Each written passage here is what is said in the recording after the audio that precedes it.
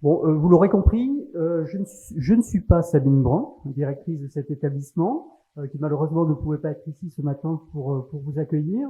Je ne suis pas non plus Christian Germain, que vous voyez sur le diaporama derrière moi, qui, lui, il est affecté par un virus qu'on ne nommera plus, et qui nous a joué de nombreux tours, et donc il ne peut pas non plus vous accueillir ce matin. Hein, donc je suis effectivement Jean-Pierre Dacosta, professeur à Bordeaux Sciences Agro, et j'ai le plaisir de vous accueillir aujourd'hui dans cette école qui est l'un des deux établissements porteurs de cette chaire agrotique avec l'Institut Agro Montpellier. Donc vous commencez probablement à bien connaître la chaire, hein, mais bon, s'il y a des petits nouveaux, il s'agit d'une chaire d'entreprise, un collectif qui associe des établissements, donc deux établissements d'enseignement supérieur et de recherche que j'ai déjà nommés, et des acteurs du monde professionnel, près de 30 entreprises et 4 partenaires institutionnels que vous voyez sur cette diapo. Voilà, ce collectif travaille sur des questions relatives au numérique pour l'agriculture, donc des questions sur les technologies, mais aussi et surtout sur les usages, la façon dont elles sont distribuées, les acteurs, leur place dans la chaîne de valeur, dans l'écosystème, la formation, etc. Nous portons, ou la chaire porte, une dizaine d'actions chaque année grâce au soutien des membres.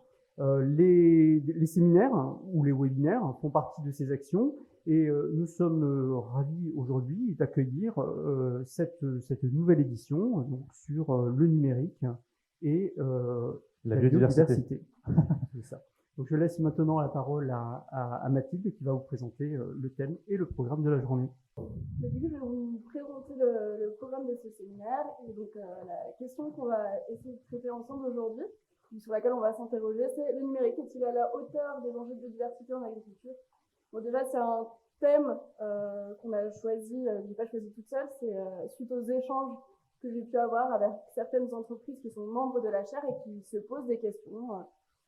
Donc on verra pourquoi, parce qu'on va reposer en plusieurs parties. La première, on vous redonnera un peu il y a une grande définition. J'ai vu que tout le monde n'était pas forcément acteur du monde agricole aujourd'hui. On va vous donner un peu la définition de quoi on parle finalement quand on parle de biodiversité en agriculture. On vous reposera un peu les enjeux. Il y a des enjeux de politique publique, il y a des programmes des stratégies politiques qui sont déployées, mais est-ce qu'il y a les moyens qui sont mis en œuvre derrière pour qu'on y arrive? Et puis le contexte filière.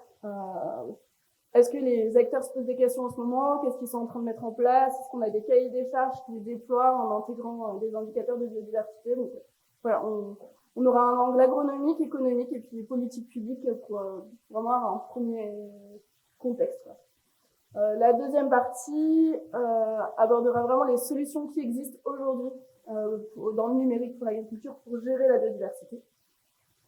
Et puis, est-ce que en troisième partie, on se poserait la question, au vu de ce qui aura été présenté comme solution numérique, au vu du contexte qui vous aura été posé, on aura une table ronde avec, il y aura quelques intervenants, mais des nouveaux intervenants aussi sur cette table ronde pour s'interroger, échanger, réfléchir et prendre du recul par rapport à tout ce qui vous aura été présenté. Évidemment, on vous attendra, il faudra poser des questions et être proactif, histoire que ce soit une réflexion collective.